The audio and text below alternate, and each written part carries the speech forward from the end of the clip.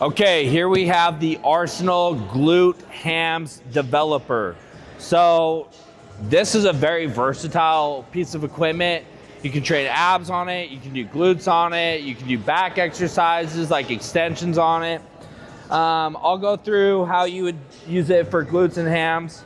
So you're gonna get your feet in here, put both feet in, you're gonna come all the way down and pull up through the hamstring into the glutes, go all the way down, roll up all the way, and that is how you would use it that way. You can also use it for abs. If I wanted to, again, get in here, come out, all the way down, all the way up. You can use it for abs. How you adjust this, you can adjust two things. You can adjust the pad height by pulling on this, adjust the pad height.